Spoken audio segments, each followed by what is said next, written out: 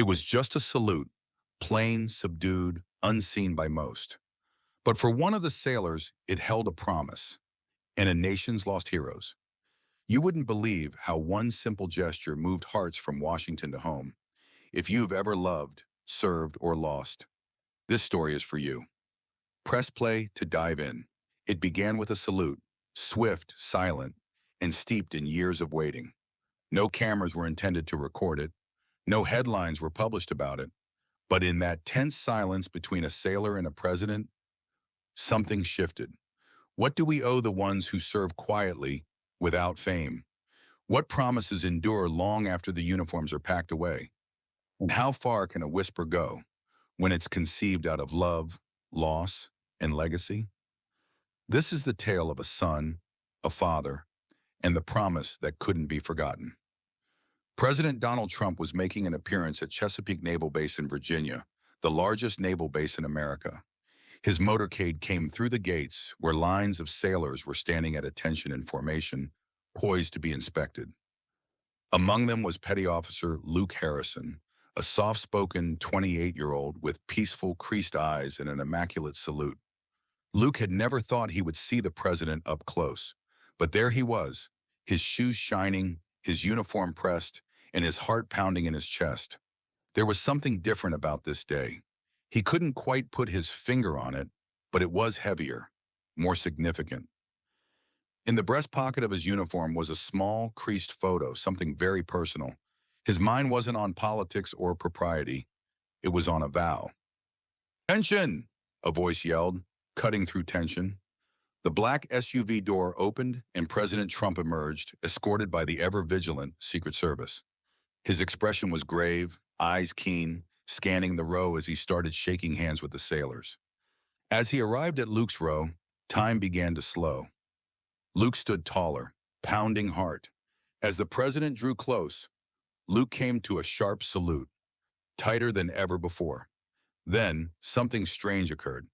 He felt his eyes moistening. He felt his throat constrict. Trump caught it. He froze at Luke's side. "You all right, sailor?" the president asked. Luke nodded slightly, struggling to get out a word, but the words just weren't there. Instead, he went in close and whispered something only the president could hear. Whatever Luke had whispered, it resonated. Trump's cocky grin wavered. He blinked, stunned, and stared at Luke as if he saw something past the uniform. Something as if the world around them was suddenly hushed. The silence following Luke's whisper was profound. Other officers nearby shared uneasy glances, not knowing whether they'd just seen something uncouth or something intimate. Luke didn't move, a tear making its way slowly down his cheek. Then Trump cleared his throat and nodded slowly, gravely. "Come with me," he said. Luke blinked in surprise. Still trying to get a handle on what was occurring, he trailed the president as Secret Service agents rapidly swept between them and the press. Cameras continued to roll, but the two men were ushered into a small private room just outside the main hangar. Trump looked at him, his voice softer. "What did you tell him out there?" Luke hesitated. "Sir," he spoke softly, "my father said, if I ever encountered you, I had to salute you for him. He never got to." The president's expression softened. "What happened to your father?" he asked. Luke poked into his pocket and carefully pulled out the photograph. It was a man in uniform, smiling broadly, full of life. "He passed away in 2005, Luke said softly. "Navy veteran. He never lost faith in America, even when cancer claimed him." Trump sat, not uttering a word. "His last words," Luke went on, his voice growing tight, "were about you." In that instant, Luke wasn't addressing the President of the United States. He was addressing a man, one who now stood in somber, contemplative silence. Trump carefully reached out, cradling the photograph in his hands. He considered the picture, a young Luke flanked by his father on a dock. Both were in uniform. Both were beaming with pride. "My dad, Commander Nathan Harrison," Luke said, barely above a whisper. "He served 22 years. Pancreatic cancer ended his life too early. Before he passed, he asked me to do two things: join the Navy, and if I ever met you, to salute you with honor." Trump looked up. His expression had shifted, no longer political, no longer performative, just human. He believed you'd bring dignity back to us, Luke added. Trump sat back in his seat, visibly shaken. That's, that's a great burden to bear. Luke nodded slowly. I've borne it every day since. I just didn't realize it would affect me like this. Trump gazed back at the picture. He was proud of you. Luke's voice broke. He was hard. We didn't always see eye to eye, but he loved this country, and he believed in you, even when everyone ridiculed him for it. A silence fell between them. Not uncomfortable, just profoundly intimate. Trump laid the photograph down on the table. You did him more honor than can be put into words. Out there, the ceremony continued. Speeches, music, the din of pomp. But within that tiny room, a father's last words sounded louder than any orchestra. The door creaked as it opened. A Secret Service agent leaned in. Sir, the press is inquiring about the delay. Should we make them wait? Trump looked at Luke, then at the agent again. Give me 10 more minutes. The door closed softly. Luke stood up straight. I'm sorry if I interrupted anything, sir. I didn't intend to. Trump waved his hand. You didn't interrupt anything. You reminded me. Reminded, sir? Not about politics, Trump said. About people like your dem and you. Service, sacrifice, legacy. Luke breathed out slowly, tension draining from his chest. For the first time since morning, he was a little lighter. Tell me more about him, Trump said. Luke smiled weakly. He showed me how to swim, shoot, and salute. But more than that, he showed me how to stand for something, even if I stood alone. Trump nodded deliberately. Sounds like a man you'd want to honor. He was, Luke said warmly, and now I just hope I'm doing him proud. You are, Trump replied, unhesitating. You are. And in that instant, Luke sensed something he hadn't felt in years. Closure. Outside, the Navy band padded out their performance with an additional song. Journalists leaned in, feeling something unusual was occurring behind those doors. Trump remained silent, still clutching Luke's photograph in his hands. Then, without speaking, he stood from his chair. Follow me, he said. Luke waited, having no idea what was going on, and stayed close behind him. They marched back together to the larger hangar, where the stage would soon be his audience. When they came into sight, the cameras erupted into a frenzy, shutters snapping, reporters rushing. Trump strode to the podium, speech clutched in hand, but after looking down at it, he hesitated and laid it down. I was here today to discuss defense budgets and operations, he started. But instead, I encountered a young fellow who reminded me why any of it actually matters. He nodded toward Luke, who was waiting just off stage, wide-eyed and thumping heart. This sailor, Petty Officer Luke Harrison, had with him a last wish from the late father, a Navy commander, someone who had faith in this nation and left his son with a salute, one that had taken decades to arrange. Luke was frozen, hardly breathing. He never thought to be summoned, not like this, not by the president. Trump's tone was lessened. Sometimes one whisper will quiet 1,000 speeches, he declared. And today, I heard that whisper. A soft gasp swept across the hangar. Sailors glanced at each other, visibly shaken. A few brushed away tears. Others reflexively straightened their backs. Trump went on, now talking from the heart. No notes in evidence. Commander Harrison didn't get to see this day, he said, but his words live on in his son. And to me, that's the definition of patriotism. It's not headlines or cameras. It's about passing on hope, duty, and honor. Luke's vision wavered. He felt the weight of each word. Close by me, an older admiral silently took off his hat and laid it across his heart. Trump stepped around to face Luke directly. I need to tell you this, son, he said softly. Your father would be proud of you. You don't simply bear his name, you bear his legacy. A slow, sincere applause began. It started with several sailors in the front row, then rippled outward through the crowd like a wave. Luke's hands shook. He wasn't a hero, but in this instant, he was something more than that. A symbol of sorrow, of valor, of a promise kept. And as the crowd erupted into applause around him, Luke's thoughts flashed back to a memory seared into his heart. He was 15 years old, sitting beside his father's hospital bed. Commander Harrison was gaunt, his body shutting down but his mind still clear. Promise me, Luke, his father had whispered. Whatever happens, serve with honor. And if you ever encounter Trump, salute him. He knows duty. I promise, Luke had whispered back, fighting back tears. His father had squeezed his hand, hardly at all. Good, then I can go in peace. And days afterward, he was gone. That vow had trailed behind Luke for more than 10 years, not from uncertainty, but because it was the last thing his father ever requested of him. Now here he was, on a national stage, the vow fulfilled, and somehow everything was shifting. Following the speech, Trump turned again and waved for Luke to come along. The following week, Admiral Gaines came to the base.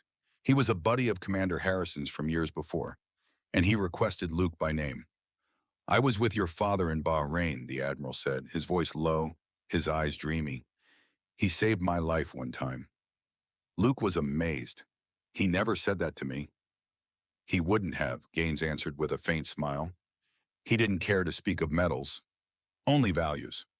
From beneath his arm, the Admiral produced a creased, leather-covered notebook and handed it to Luke. The cover was frayed, the leather split with age, but upon it were his father's initials. He brought this with him on his last deployment, Gaines said. It's yours. Luke took it with shaking hands. Read it when you're ready, the Admiral said softly. There is more to him than you understand. Luke nodded, feeling his chest fill up with emotion. Another fragment of his dad had just returned home. That evening, in the stillness of his own room, Luke opened the notebook. The first page indicated, Deployment, May 2004. If anything happens to me, I want Luke to know, being his dad has been my highest rank. Luke's breath caught in his throat. The following several pages were filled with entries, mission notes, routines, and moments of frustration. But interspersed between the lines were messages intended just for him. Luke, remember, courage isn't loud. It's choosing what's right when no one's watching. Love your country, but never forget to love your people more. And if you ever encounter President Trump, stare him in the eye and inform him why I believed in him. Because sometimes leaders lose sight of the people they serve. Tell him. Luke dried his eyes. He had done just that. Motivated, he sat down and wrote, Dear Mr. President, thank you for listening. You didn't have to. Most wouldn't have. But you heard me out, and in hearing me, you were reminded that even a whisper can be heavy as a salute. He wrote about his father, about his uncertainty, about what that moment on stage had meant. He concluded with, this had nothing to do with politics. It was about broken promises. And now that it's come true, I feel like my father's finally home. Luke stamped the letter and sent it to the White House. For him, it wasn't merely a letter, it was goodbye. A last act of healing. A week later, as he reached the end of the journal, one last entry remained. It said, if I don't make it, and Trump ever does hear my tale, ask him something for me. Ask him why guys like me are remembered only when we're dead. Luke stiffened. His dad hadn't just been optimistic, he had also been terrified. Terrified that his sacrifice, like so many others, would fade quietly into obscurity. That his name, his tale, would be told only when it was too late. Luke understood then. The salute he rendered that day wasn't so much a promise fulfilled. It was a lifeline, a message from the other side. His father didn't merely wish for a salute. He wished for the country to hear of the unsung heroes, the ones who didn't be featured on the front page, but laid down the roots this nation stood on. And now, somehow, Luke had found himself that voice. 3 days passed, and his phone called. White House, said the voice on the phone. Hold for the president. Luke's heart began beating fast. Then Trump's voice came over, unruffled, to the point. Luke, I read your letter, and the carbon of your father's journal. Your admiral sent it to me. Luke caught his breath. Your father was correct, Trump went on. We remember too late. I want to make that different.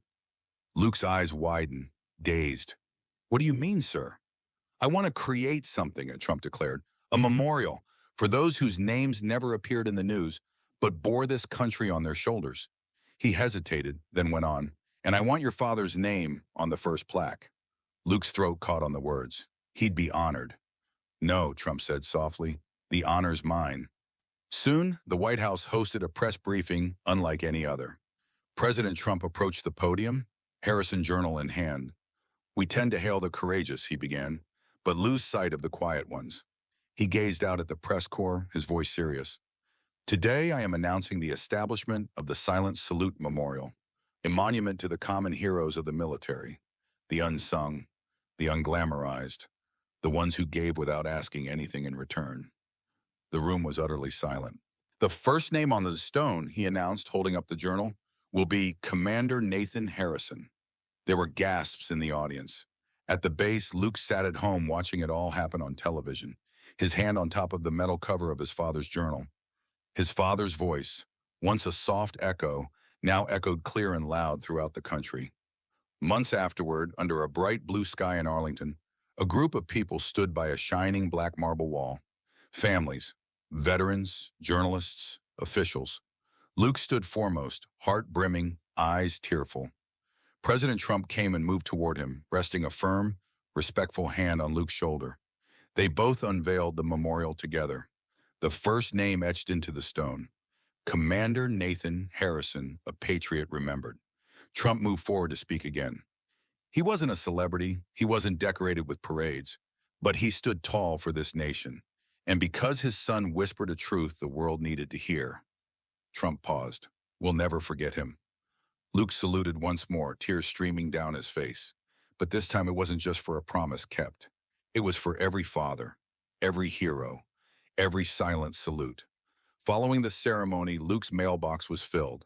Veterans penned thank you notes. Widows wrote stories of husbands who never came home.